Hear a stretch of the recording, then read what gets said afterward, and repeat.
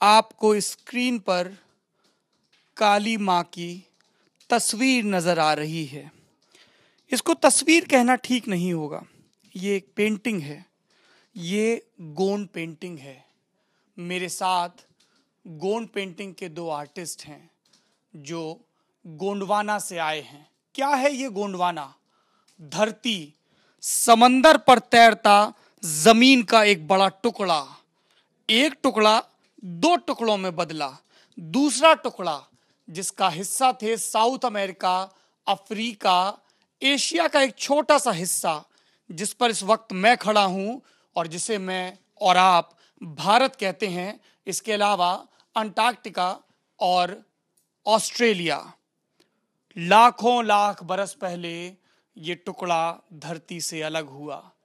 हमारे पूर्वज इस टुकड़े के साथ आए और इसीलिए मध्य प्रदेश में, मध्य भारत में आज भी एक भूभाग है जिसको गोंडवाना कहा जाता है। आज मेरे घर में, ये न्यूज़ रूम मेरा घर, रंग बरसे हैं। आज मेरे घर में कला आई है। आज मेरे घर में वो कलाकार आए हैं जिनसे बात करते वक्त मैं बेहद विनम्रता महसूस कर रहा हूँ, बहुत जिम्मेदारी महसूस कर रहा हूँ और बहुत उत्साहित भी हूँ। मिलिए, ये हैं मोहन सिंह श्याम, 40 वर्ष के कलाकार जिनको आप स्क्रीन पर देख रहे हैं। ग्राम पोस्ट पाटनगढ़, छोटे होते थे ना तो पोस्ट कार्ड पे एड्रेस लिखते थे अपना, वैसे ही मोहन सिंह श्याम का एड्रेस है ग्राम पोस्ट पाटनगढ़, तहसील और जिला डिंडोरी, मध्य प्रदेश। उनके बगल में ये जो बहन जी बैठी हुई हैं, ये मोहन सिंह जी की पत्नी हैं। इनका नाम धनैया बाई है। दोनों लोगों के 3 बच्चे हैं। बेटा दानिश अभी छोटा है, उसने गोंड पेंटिंग शुरू नहीं की है। 2 बेटियां हैं, कुंती और कीर्ति, वो भी गोंड आर्टिस्ट हैं। अभी वो घरों में हैं, स्कूल भी जाती हैं, पेंटिंग भी करती हैं। धनैया जी से, मोहन जी से बात करेंगे, रंगों की बात करेंगे, प्रकृति की बात करेंगे, प्रतीकों की, और बात करेंगे इनके संघर्षों की। सबसे पहले तो आपका बहुत बहुत स्वागत। और हाँ, बिल्कुल इस बात का ध्यान रखिएगा, हम लोग बहुत खुश हैं कि आप इतने बड़े कलाकार हैं और आप हमारे पास आए, हमारे मिलने, और जो दिल में आए वो कहिएगा, बिल्कुल हिचकने की जरूरत नहीं है ना। हाँ, तो मुझे सबसे पहले अपने बचपन के बारे में बताइए। मेरे बचपन में मेरे पिताजी के 2 औरत थे। तो बड़े माँ के 5 भाई, 1 बहन है उनकी, और मेरे माँ का मैं अकेला हूँ। तो बचपन में गाय ढोर जैसे चराते चराते चराते नज़र पे आया। उसके बाद फिर कला का जब खोज होने लगा, जयसामी नाथन जी ने खोज किया गोंडवाना की ये पेंटिंग को। तो पहले जंगल के कलर को लेकर के, मिट्टी के कलर बना करके, गोबर के कलर बना करके दीवारों में काम करते थे। उस समय की ये पेंटिंग क्या होता है हमें नहीं समझ में आता था। जब इसको मध्य प्रदेश में जब खोज हुआ तो हमारे पाटनगढ़ में मिला ये। इसको खोज करने वाले स्वर्गीय जयसामी नाथन जी भारत भवन के डायरेक्टर थे। तो उनको जब रिसर्च करने के लिए पूरे मध्य प्रदेश में भ्रमण किया तो हमारे गांव पे मिला। तो स्वर्गीय जनगढ़ सिंह श्याम ने एक दीवार में पेंटिंग बनाया हुआ था। वो आपके चाचा थे? हमारे चाचा जी थे, हम एक ही परिवार के हैं। और उसके बाद फिर वो गाय भैंस चराने के लिए गया था, तो वो एक दीवार में पेंटिंग देखा वो। तो स्वामी जी कहने लगा कि ये पेंटिंग किसने बनाया है? तो जनगढ़ सिंह श्याम ने बनाया। तो बोले बेटा कहाँ है वो? तो भैंस चराने के लिए गया था। तो एक आदमी गया उसको बताने के लिए कि कोई साहब आए हैं तुमको मिलने के लिए, जल्दी चलो। तो वो इतना सुना, और कहाँ पे पत्थर, कहाँ की खूंटी कहीं पे लगता था, इतना भी ऐसा दौड़ के आया। वो दौड़ने के आने के बाद फिर थोड़ा सा ये हो गया, पसीना पसीना हो गया। अब वो स्वामी जी बोलने लगे कि बेटा इससे अच्छा पेंटिंग बना सकते हो। तो कोशिश करूँगा साहब बनाने का।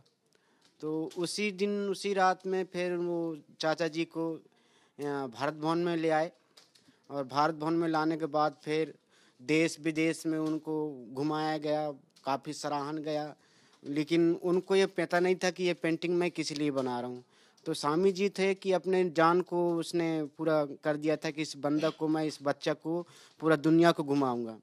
जब भारत भवन पे लेके आए तो बाहर के जो अंग्रेज लोग आते हैं वो लोग बहुत काफ़ी सराहन किए, पूरा देश विदेश जैसे जापान, जर्मनी, लंदन जितना भी जुड़ा है वहाँ पे सभी जगह लेके गए चाचा जी को। अभी उस पर भी बात करेंगे। ये तो मोहन जी ने अपने मायके की, अपने गांव की और अपने चाचा की कहानी बता दी। आपका गांव कहाँ है बहन जी? एक ही गांव है सर हमारा, पाटनगढ़। आप भी पाटनगढ़ की रहने वाली हैं? अच्छा, एक ही जगह की। एक ही जगह की। जी। तो आपने कब बनाना शुरू किया? शादी होने के बाद। शादी हुई। जी तो मोहन जी ने सिखाया या सास ने, ससुर ने, किसने सिखाया? जी, वो चाचा जी बता रहे हैं जनगढ़सी से, हम उसी के काम देख देख के सीखे हम लोग। जी तो ऐसा करते हैं, आप लोग का काम देखते हैं और काम देखते देखते बात करते हैं, है ना? आइए, आप भी आइए बहन जी। अच्छा, तो ये बताइए कि ये पेंटिंग पहली, इधर मेरे बगल में आ जाएंगे ना तो मेरे दर्शकों को आपकी आवाज साफ नजर आएगी। वैसे भी वो YouTube के कमेंट बॉक्स में लिखते रहते हैं कि दूसरा माइक खरीद लीजिए। हम उनको कैसे समझाएं कि गुरिल्ला वॉरफेयर के लिए ये जरूरी है कि हथियार हल्के हों और बदन के करीब रहें। ये क्या है पेंटिंग? ये माँ काली की पेंटिंग है। माँ काली का पेंटिंग है। ये पहले दुर्गा जी के रूप में था। दुर्गा जी के रूप में फिर काफ़ी अत्याचारी होने लगा संसार में, धरती में। जब अत्याचार राक्षस लोग बहुत पैदा हो गए तो अंत करने के लिए फिर काली का रूप लिया माँ दुर्गा जी। फिर दुर्गा जी के साथ में फिर शंकर जी और लेट गए। लेट जाने के बाद फिर दुर्गा जी अपने जीव निकाल दिया। इसमें कहीं शंकर जी बने हुए हैं क्या? नहीं, ये नंदी जी हैं। जी मैंने जानबूझ के इस फेसबुक लाइव, इस यूट्यूब वीडियो की शुरुआत काली की तस्वीर से की। 16 दिसंबर 2012 इस देश की एक दुर्गा का गैंगरेप हुआ था चलती हुई बस में। आज सुप्रीम कोर्ट ने फैसला सुनाया है। आज फिर इस बात को याद करने की जरूरत है कि मेरी माँ, मेरी बहन, मेरी पत्नी, मेरी बेटी, उन सबको अपने अपने तई दुर्गा से काली बनना होगा, अपनी रक्षा करनी होगी और अपने सम्मान को जो भी लोग ठेस पहुंचाने की कोशिश कर रहे हैं उनका संहार करना होगा, विधि विधान से सक्षम होकर। अगर मुझे ये पेंटिंग खरीदनी हो श्याम जी तो ये कितने रुपए की पड़ेगी? इसकी कीमत क्या है? हालांकि कला का तो कोई कीमत नहीं होता है। बिल्कुल ठीक कह रहे हैं, लेकिन चूंकि जीवन में आए हैं, है ना? जी, जीवन में जैसे कि हम बनाते हैं, लेकिन हर आदमी को तो हम नहीं कह सकते कि इसका कीमत इतना दे दो आप। मतलब अमूमन आप कितना रखते हैं, क्योंकि आपको भी जीविकोपार्जन करना है ना? मेरा मिनिमम मतलब कम से कम इसका कीमत मेरे विचार में कि मेरा इतना दिन इसमें मेहनत लगता है, इसमें सोच है, तो कम से कम एक तस्वीर में मुझे कम से कम नहीं तो 5,000 रुपया मिलना चाहिए। ये मुझे सोच है। आपको पता है आप बहुत कम दाम बता रहे हैं। जी आपकी इस तस्वीर को खरीद के और महंगे महंगे शोरूम में अच्छे फ्रेम में रख के इससे हजारों लाखों रुपए कमाए जाएंगे।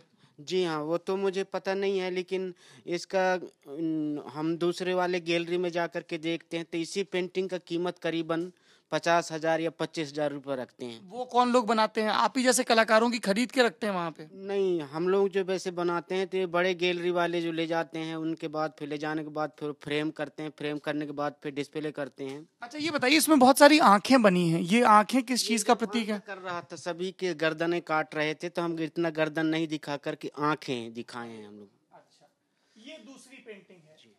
वरुण जी इसको दिखाइए, इसको ऊपर ले आए। ये कैनवस पे बनी पेंटिंग है। ये रंग कौन से होते हैं? ये जैसा कि हम बताए पहले कि जैसे पेड़ पौधों की कलर मिलती थी, वो कलर अब नहीं मिल पा रहा है क्योंकि फॉरेस्ट के पास इतना जगह नहीं है। पहले आदिवासी जाते थे अपने मन पसंद पत्तों को लेकर के, फूलों को लेकर के कलर बनाते थे। अब बिल्कुल भी वो रंग उपलब्ध नहीं है कि बहुत कम उपलब्ध है? बहुत कम, मुश्किल से मिलता है। जैसे कि परसा के फूल को लेंगे, उसको पकाएंगे खूब सारे तो थोड़ी सी कलर निकलता है। सिरतेली का फूल को लेंगे तो भी छोटी से निकलता है। जैसे कि मिट्टी रामरज माटी, जैसे पीला दिख रहा है तो पीला मिट्टी रामरज माटी नीचे निकलता है, तो उस मिट्टी का उपयोग करते हैं। तो बाजारों का जो कलर मिलता है उसको कलरों को मिक्स करके हम सोचते हैं कि पेड़ की कलर ऐसा होना चाहिए, उसी हिसाब से कलर बना करके हम लोग काम करते हैं। कोई आपके पास ऐसा नमूना है जो प्राकृतिक रंगों से बना हो? नहीं है साहब। इस पेंटिंग का क्या अर्थ है? 2 हिरन मुझे समझ में आ रहे हैं, 4 कोयल या पक्षी, तोते और पक्षी समझ। ऋतु है जी। ऋतु के मतलब यह है कि मौसम जैसे बदलता जाता है तो ये पेड़ तो हम नहीं समझ सकते इसकी आवाज़ की, लेकिन ये बोलते हैं कि ये समस्या है हमारे पास। तो सबसे पहला जो है खेती किसानी आता है, जब फिर पेड़ पसंद सब अभी आने वाले समय में हरा हो जाएगा। हरा हो जाने के बाद फिर अपने रूप को बदलता है गुलाबी कलर में। गुलाबी कलर में फिर पानी का जैसे दोहरा होता है, तो ये आसमानी कलर है। अंत में जब पतझड़ के सावन के महीना आता है तो इस तरह से उनके पत्ते हो जाते हैं, जो कि अभी मौसम चल रहा है। अच्छा, ये तीसरी पेंटिंग दिखाइए जरा, इन दो को पीछे कर दीजिए, है ना। इसको, ये क्या है? ये तो गणपति जैसे लग रहे हैं। ये पुत्ती है। पुत्ती जिसमें मशरूम निकलता है, हम लोग पिहरी बोलते हैं। तो वो पिहरी जो निकलता है सावन के महीना में, तो यहाँ से सारे चींटियाँ निकलते हैं तो यहाँ पे शंकर जी प्रकट रहते हैं। तो उसी का बच्चा हमने समझ करके गणेश जी को इस पुत्ती पे बनाए हैं, क्योंकि इसको नाग पंचमी के दिन पूजा होता है, तो गणेश जी का भी और शंकर जी का दोनों का पूजा होता है। कितना अद्भुत है ये कि मिथकों में, कहानियों में, लोक में, श्रुति में जो वक्तव्य हैं, जो किरदार हैं, उनको, और गोंड पेंटिंग की ये सबसे बड़ी खासियत भी है, प्रकृति के साथ कैसे आत्मसात कर दिया गया है कि चींटियों के घर से गणेश को निकला दिखाया गया है। इतना आत्मसात। एक आप लोगों को कहानी सुना देता हूँ छोटी। मैं मिला कैसे इन कलाकारों से। हमारी एक मित्र हैं अनंतिका, उनका अहमदाबाद में सिलेक्शन हो गया, दिल्ली से वो जा रही थी अहमदाबाद। तो एक बहुत शानदार कैफ़े है, कैफ़े लोटा, वहाँ पे हम लोगों ने एक फेयरवेल लंच टाइप का रखा और वहीं पे प्रदर्शनी लगी हुई थी। जब मैं श्याम जी से और धनैया जी से मिला तो हमने कुछ पेंटिंग्स खरीदी और मैं आपको दिखाता हूँ कि ये मज़ा सिर्फ ज़बानी जमा खर्च का नहीं है। ये मेरा फ़ोन है, इसकी स्क्रीन टूट गई 2 रोज़ पहले गिर के।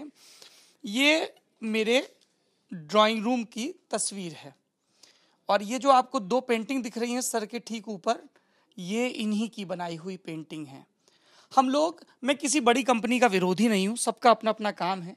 हम लोग आर्चीज़ और ऐसे ही तमाम दुकानों में जाकर बहुत महंगे महंगे प्रोडक्ट खरीदते हैं। एमएनसीज़ को उनका मुनाफा जाता है, ठीक है, उनका अपना अर्थशास्त्र है, सबका अपना विचार है। इन कलाकारों का काम इतना महंगा नहीं है। थोड़ा सा आंखें खोलिए, थोड़ा सा टांगों को जुम्बिश दीजिए, इनके काम तक पहुंचिए, इनको अपने घर लेकर आइए। इतना सुबह सुबह आपका मन प्रफुल्लित हो जाएगा। आपकी नज़र खुली, आपने पलट के देखा और एक दरख्त है जिस पे 4 चिड़ियाएं बैठी हुई हैं, रंग बिरंगी चिड़ियाएं। आपका पहला पहर चल रहा है और आपके जीवन में उल्लास के रंग उतर आएंगे। संयोग ऐसे भी होते हैं कि यूं मुलाकात हो जाती है और आज श्याम जी वापस दिल्ली आए, तब हमने नंबरों का आदान प्रदान किया था। इन्होंने फ़ोन किया और मुझे लगा कि सिर्फ सौरभ ही क्यों, लल्लन टॉप के सारे दर्शकों को भी इस कला से और इस कलाकार जोड़ी से मिलना चाहिए। क्या है ये, बताइए। ये पूरा एक पृथ्वी है, पृथ्वी है, गोल है पृथ्वी।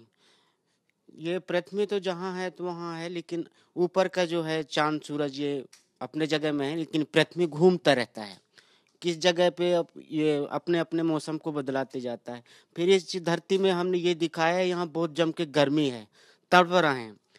ये हाथी, चिड़ई, ये सारे चीज धूप के लिए, गर्मी के लिए बहुत, ग्लोबल वार्मिंग, तो ये तड़प रहे हैं पानी के लिए। गर्मी बहुत ज़्यादा है, तप रहे हैं, ये पूरे सब के सब तप रहे हैं। अब ये वर्षा का इंतजार कर रहे हैं, वर्षा कब हो तो हमारे जीवन को शांत मिले, क्योंकि यहाँ बहुत जम के गर्मी है, लोग तड़प रहे हैं। तो ये फिर ये झाड़ हैं, झाड़ फिर खिलेंगे तो फिर पानी वर्षा होगा तो इनका जीवन फिर सफल होगा। बहुत शानदार। इसकी तो कीमत कम से कम 20-25 हज़ार रुपये होनी चाहिए। कितनी है? हाँ, लगभग तो इतना ही होना चाहिए, क्योंकि इसमें तो आपने कैनवस पे, इस पर बेस पे भी रंग किया है और आप बता नहीं रहे, ये बहन जी की बनाई पेंटिंग है। चलिए पीछे हटिए, दीदी आप इधर आइए, थोड़ा सा इधर खिसक आइए, थोड़ा सा मैं खिसक आता हूँ। ये आपके दिमाग में कैसे आया ये सब? आप तो वहां रहती हैं, डिंडोली में हैं, तो इन्होंने बताया या आपने खुद से सोचा? ये नहीं सर, मैं वहाँ, सर मत कहिए, मैं छोटा भाई हूँ आपका, मेरा नाम सौरभ है। मैं उज्जैन गई थी वर्कशॉप में, तो उसमें कुछ कहानी मिली थी हमको, तो वही सोच मैं वहाँ से सुन के आई थी, तो फिर मैं अपने कैनवास में बनाई हूँ।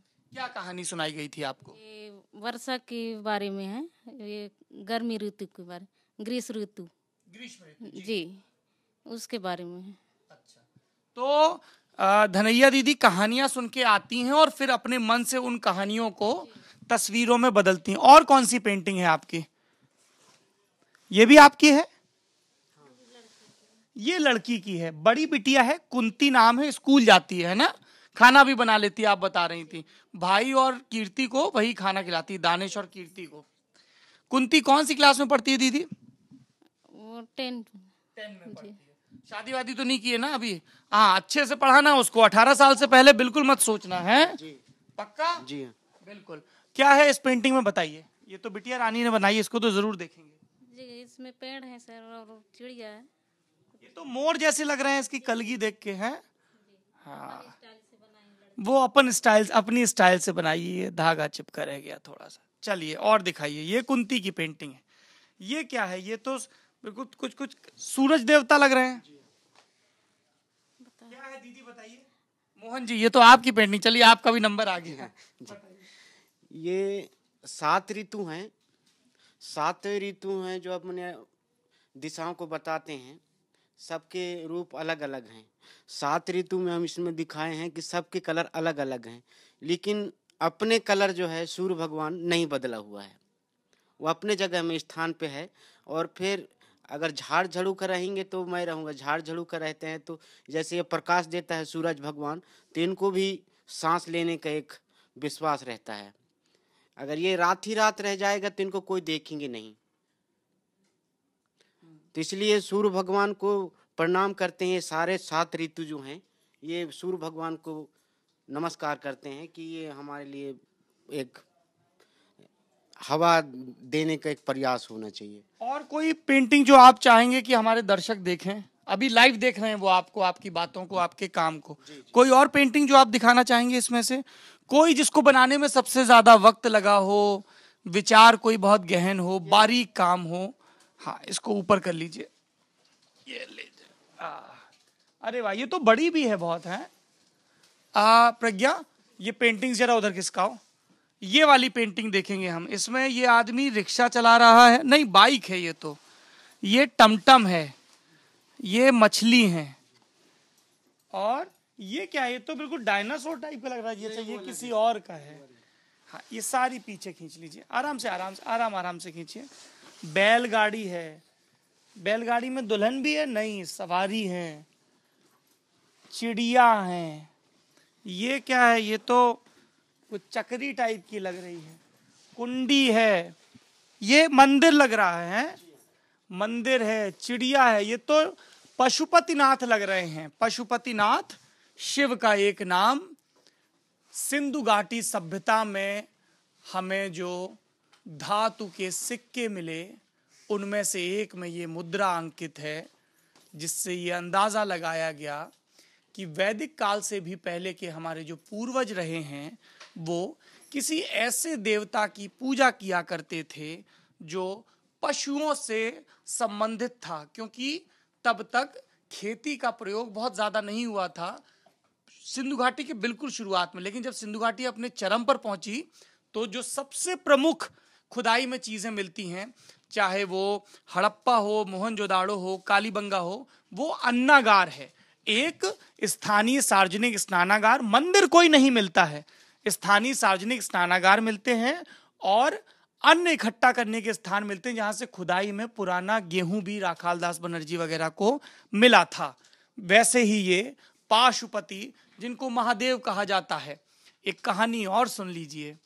जब अर्जुन महाभारत के युद्ध की तैयारी कर रहे थे और उन्हें इस बात का इल्हाम हुआ कि कवच कुंडल के बदले ब्राह्मण के वेश में आए, इंद्र ने उनसे पहले तो कवच कुंडल मांगे, फिर कुछ और मांगा और एक अमोघ अस्त्र दिया। तो उसकी काट के लिए अर्जुन को कुछ चाहिए था। अर्जुन ने शिव की तपस्या की और शिव ने उन्हें अपना अमोघ अस्त्र दिया। आपने ब्रह्मास्त्र का जिक्र खूब सुना होगा। शिव का अमोघ अस्त्र भी उसी टक्कर का था और उसको पाशुपति महास्त्र कहते थे। मैं बेकार में कहानियां गढ़ता जा रहा हूं, बताता जा रहा हूं। जी बताइए, इसमें क्या है? ये गंगा जी हैं। ये गंगा जी? जी हाँ। ये हिमाचल प्रदेश से गंगा मैया निकला है। नहीं, गंगा मैया उत्तराखंड से निकला है, गंगोत्री से। जी, वहाँ से निकला है। और फिर विंध्य पर्वत से नर्मदा जी निकले हैं। तो ये चारों नदी जो हैं हिंदुस्तान के एक प्रमुख नदी हैं। माँ नर्मदा को देखने से ही पाप कटता है, सारी नदियों में से नहाने से पाप कटता है, लेकिन माँ नर्मदा को देखने से सारे पाप कटते हैं। और माँ नर्मदा ऐसा है कि किसी नदी से नहीं मिला है, वो सीधे जाके बंगाल के खाड़ी में जाके गिरा है। और गंगा मैया जो हैं, एक मैंने तो देखा नहीं है कि कल्पना किया है इस रूप में कि वो कहाँ से जन्म हुए हैं, कैसे हुए हैं, लेकिन एक नील गाय के मुख से जन्म हुआ है। कि नील गाय मैंने तो देखा नहीं किस तरह से होता है नील गाय, लेकिन शंकर जी के चट्टा में बैठ करके गंगा मैया अपने मुंह फाड़ करके जल को निकाला है। इसलिए निकाला है कि इस मेरा आत्मा को देऊंगा तो सारा चीज़ मनुष्य का है, पशुओं का है, पक्षियों का है, जितना भी है सब चीज़ों का। मनुष्य जब तक उसको सोचेगा नहीं तो उसका जो मन का जो भूत है, प्रेत है, सब कुछ है, वो मैं अपने आत्मा में लेके रहूँगा ऐसे करके। तो ये जो है गंगा नदी, वहाँ से गंगा मैया से उनके मुख से बहा हुआ है, ये गंगा मैया हैं। तो उनको पहले गाड़ी घोड़ा नहीं हुआ करता था, बैल के गाड़ी से जाते थे दर्शन करने के लिए। और ये छोटे छोटे पत्थर जो दिख रहे हैं, तो मैं सोच रहा था वहाँ से निकल रहे होंगे तो पारस निकलता होगा, एक पत्थर टाइप का दिख रहा है तो पारस होंगे। तो मैकल पर्वत है, हिमाचल पर्वत में जाकर को पर्वत है, वहाँ पे शंकर जी बैठे हुए हैं तपस्या करने के लिए। तो उसके ऊपर जो है गंगा मैया ऊपर जटा के ऊपर में बैठ गए। जटा के ऊपर में बैठने के बाद फिर वहाँ पे गंगा मैया अपने मुख उपचार से पानी का जीवन सफल किया। फिर ऐसे आप में से जो लोग एक तय शास्त्र, एक तय व्याख्या पर अटके रहते हैं, वो चाहे राम की व्याख्या हो, चाहे इस्लाम की व्याख्या हो, चाहे ईसा की व्याख्या हो, चाहे गुरु नानक की व्याख्या हो, वो लोग दरअसल उस विचार का नुकसान कर रहे होते हैं। हम नदी के बच्चे हैं, नदी के किनारे दीपों पर पनपे हैं। कोई तो वजह रही होगी जो हमारे पूर्वजों ने सारी सभ्यताएं नदी के किनारे विकसित करने में सफलता पाई। और क्या सबक सीखा? ये सबक सीखा कि ज्ञान अपनी निरंतरता में शाश्वत होता है। आप नदी को रोक देंगे, नदी को जड़ कर देंगे, नदी का जीवन खत्म हो जाएगा, नदी खत्म हो जाएगी और आप एकांत के द्वीप में बैठे बैठे अपनी इस कल्पित शाश्वतता में, अमरता में अभिशप्त होकर रह जाएंगे और कोई आपका नाम लेवा नहीं बचेगा। अपने विचार पर अकीदा रखिए, मगर वो अकीदा दूसरों के लिए हिंसा का बायस न बने। किन ईश्वरों के नाम पर लड़ते हो, किन शास्त्रों के नाम पर कभी हमें कभी किसी और को कमेंट बॉक्स में गालियां लिखते हो? ये कैसा तुम्हारा और हमारा धर्म है जो एक उदार व्याख्या से कांपने लगता है? हमने पढ़ा, शास्त्रों में पढ़ा कि भगीरथ के प्रयासों से राजा सगर के 60,000 पुत्रों को तारने के लिए गंगा अवतरित हुई। इन्होंने कहा गंगा नीलगाय के मुख से निकली। तो क्या हुआ? गंगा का उद्गम बदल गया, गंगा के किनारे की सभ्यता बदल गई, गंगा की शाश्वतता बदल गई, उसकी पवित्रता बदल गई। नहीं हुआ ना? तो फिर हम इतना हाय तौबा क्यों मचाते हैं? क्यों हमें अपनी विविधता कचोटती है? क्यों हम सबको एक रंग में रंग देना चाहते हैं? ये श्याम की गंगा है, ये हिमाचल से भी निकल सकती है। पता नहीं मैंने किस धुन में इनको टोक दिया अपने जड़ ज्ञान का दर्शन देने के लिए कि नहीं नहीं आप गलत कह रहे हैं, हमने जीके में पढ़ा है कि उत्तराखंड की गंगोत्री से निकलती है या गोमुख से निकलती है, हिमाचल से भी निकलती होगी। ये कलाकार की गंगा है और ये उस गंगा के किनारे का जीवन है। जीवन से जीवन पर लौटते हैं। आप लोग भी वापस कुर्सियों पर लौटिए, कुछ और बात करते हैं और उसके बाद कोशिश करेंगे कि अपने दर्शकों के, वो दर्शक जो अमूमन क्राइम, क्रिकेट, पॉलिटिक्स और सिनेमा के सितारों को ज्यादा पसंद करते हैं, पाप के भागी आप नहीं हैं और इसको पाप भी नहीं कहना चाहिए, वो भी जीवन है। उन दर्शकों ने अगर मोहन सिंह और धनैया बाई से कोई सवाल पूछे होंगे तो उन पर भी बात करेंगे। मुझे ये बताइए कि आप लोग इतने वर्षों से ये बना रहे हैं, है ना, सरकारें आप लोगों के लिए कुछ कर रही हैं? सरकार तो ऐसा है कि जैसा बड़े बड़े क्राफ्ट म्यूजियम हैं, जैसा संग्रहालय है, तो संग्रहालय में अपने पेंटिंग को देख करके कहते हैं कि इसको जीवित रखना है करके। वो अपने संग्रहालय में भी काम करवाते हैं। तो संग्रहालय में 10 दिन या 15 दिन का शिविर रहता है, उसमें बड़े बड़े आर्टिकल रहते हैं, लेकिन हम लोगों की कला अलग रहता है। तो इस कला को जो है अलग तरह गोंड पेंटिंग इसको बोला जाता है। गोंड पेंटिंग के नाम से इसका जो डिटेल हम बताते हैं, हर कोई तो नहीं समझ पाता है कि ये क्या बनाया हो। जब तक हम लोग बताएंगे नहीं तब तक वो नहीं समझ पाता कि ये पेंटिंग क्या है। फिर उसके बाद फिर इनके तो कड़कड़ में बिसाया हुआ है, इन लोगों को कौन बताता है इन चीज़ों को। कोई गीत में, कोई पुराण में इन चीज़ का मिलता है। दीदी कोई गीत सुनाएंगी आप, आपके यहाँ के इलाके का है, डिंडोरी का, पाटनगढ़ में कोई गीत जो आप लोग गाती हो शादी ब्याह में, जो कला के रूप में यहाँ निकलता हो, ऐसा कोई? कला में तो गाना ज्यादा गाना गाना कोई बात नहीं, शर्माइए मत, थोड़ा गा दीजिए, है ना। शादी वादी में गाना गाते हाँ, हैं तो शादी वाला एक गाना सुना दीजिए। थोड़ा सा गाना सुनाऊंगा, ददरिया। जी। गाइले बे लंबा लंबा बांस काट जिलो जिलो फोर, बात न है बानिया लेके मन लाटोर, गमछा वाले दउआ हमारो मन लाले मेरे दो, तोरे तो बोली रे लंबा लंबा बांस काटे जिलो जिलो फोर, तेकर बांधन ला छोर, बात न है बानिया लेके मन लाटोर, गमछा वाले भैया हमारो मन लाले मेरे दोस्त। क्या मतलब हुआ इसका? अगर जैसे जिनको ये भाषा समझ में नहीं आ रही उनको समझना, आपने क्या गाया? सर ये शादी ब्याह में गाना गाते हैं हम लोग। दीदी मेरा नाम सर नहीं सौरभ है, मैं छोटा हूँ आपसे, सर मत कहिए जी।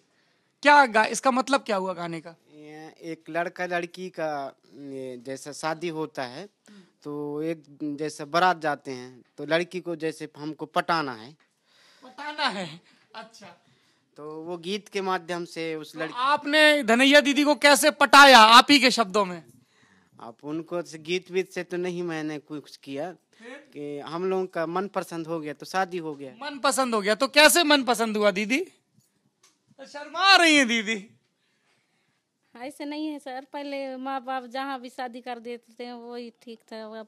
आजकल जहाँ पसंद है वहाँ शादी करते हैं, पहले के जमाना में जहाँ माँ बाप शादी कर देते थे वही रहे। नहीं तो मोहन जी तो कह रहे हैं कि उन्होंने पसंद किया, माँ बाप वाला चक्कर नहीं था। नहीं, एक दूसरे के हम लोग माँ बाप तो जहाँ है तो वो जहाँ पे शिक्षा दिए तो वहाँ तो जाएंगे, उनकी बात को हम तोड़ नहीं सकते, वो जैसे बोलेंगे वैसा करेंगे। लेकिन एक बात ऐसा है कि एक दूसरे के मन को जानना पड़ता है कि ठीक है ऐसे करके, लेकिन माँ बाप की बातों को तो इनकार नहीं कर सकते। उन्हीं तो के आप लोग कहाँ मिले थे सबसे पहले? हैं गाँव में मिले थे सर। गांव में मिले थे। तो अरे दीदी शर्मा रही, देखो तो आपने पहले पूछा शादी के लिए कि इन्होंने पूछा? किसने पूछा? माँ बाप ने पूछे साहब। अरे आप बोल रहे हैं कि हमने पहले ही मन मिला लिया था। नहीं, मन नहीं मिलाए थे, माँ बाप ऐसे ऐसे बोल रहे हैं तो हम लोग शादी कर लें करके। अब एक दूसरे के साथ तो हम बातचीत नहीं करते कि हमारी शादी हो जाए करके। फिर बातचीत बंद कर दिया था? नहीं, शादी होने के बाद फिर बातचीत करते थे। शादी होने के बाद जी। देखो कितना शर्मा रही हैं। अच्छा, तो आपके 3 बच्चे हैं, दानिश, सबसे बड़ी कुंती, फिर कीर्ति, फिर दानिश। तो 2 बच्चे जो हैं कुंती और कीर्ति वो भी पेंटिंग बनाते हैं। दानिश को भी इसी लाइन में लाना है? दानिश को तो हम सोचते हैं कि हम पढ़े लिखे नहीं हैं तो कम से कम बच्चा को पढ़ाने का पूरा तन मन लगा दें हम लोग। पढ़े लिखे लोग भी तो कलाकार बनते हैं ना, है ना? लेकिन हमारे तरफ जो है साहब पढ़े लिखे नहीं हैं, हम लोग भी इतना पढ़े लिखे नहीं हैं। लेकिन इस कला के पीछे जो है लोगों से मिलते हैं तो हमको बहुत अच्छा लगता है। लेकिन लोगों के साथ किस तरह से बात करना चाहिए पूरा इतना आता नहीं है। तो हम सोच रहे हैं कि हम यहाँ पे लिखा हुआ तो है, लेकिन उस लिखा को क्या बोलते हैं, कैसे बोलते हैं, अपन को पता नहीं है। अब इस कला को हम करते हैं तो इस कला को और हम कहते हैं कि और से और अच्छा काम करें, तो लोगों से और अच्छे लोगों से मुलाकात हो तो हमारे और अच्छी बात हो, ये सोच हमारा है। लेकिन हम लिखाई पढ़ाई में स्कूल में नहीं गए हैं साहब। इसलिए आप चाहते हैं कि बच्चों को लिखाएं पढ़ाएं। बहुत अच्छी सोच है आपकी। अमित जी, कोई सवाल है क्या कोई सवाल फेसबुक लाइव के? मेरे फोन में तो फेसबुक है नहीं क्योंकि मैं यूज नहीं करता हूँ। क्या फेसबुक लाइव पे कोई सवाल है? नहीं है, अच्छी बात है, होने भी नहीं चाहिए। क्या करेंगे कलाकारों से सवाल पूछ के, हैं? सारे सवालों का जवाब तो आपके हमारे पास हमेशा से ही होता है ना। एक पट्टी लिखवा लीजिए। कुछ लोगों ने कहा बहुत अच्छे हैं, चलिए उन लोगों तक मेरा सलाम पहुंचे, शुक्रिया पहुंचे। मोहन सिंह श्याम और धनैया देवी श्याम, मेरे रंगरेज मुल्क के, मेरे अनमोल मुल्क के, मेरे विविध रंगी मुल्क के दो कलाकार जो thelalantop.com के न्यूज़ रूम में आए और जिनका इंटरव्यू करके, जिनकी कला के मार्फत समाज और प्रकृति को जानकर मैं कृतार्थ महसूस कर रहा हूँ। मुझे उम्मीद है कि आप भी इस वीडियो को देखने के बाद जीवन को कुछ ज़्यादा सरल, सहज और प्रकृति के साथ साम्य वाला महसूस करेंगे। YouTube चैनल को सब्सक्राइब करना मत भूलिए ताकि लगातार मेरी चिट्ठी, हमारी चिट्ठी आपके पते तक पहुंचती रहे। मेरा नाम सौरभ संपादक लल्लन टॉप का इन दोनों कलाकारों को प्रणाम करता है। बहुत बहुत धन्यवाद आप लोगों का, आप हमारे न्यूज़ रूम में आए। और दीदी आपका, आपने हमें गाना भी सुनाया ब्याह से जुड़ा हुआ, और फिर श्याम जी ने पटाने का, जो कि इनका शब्द है, एक किस्सा भी सुनाया। कैमरे के पीछे वरुण।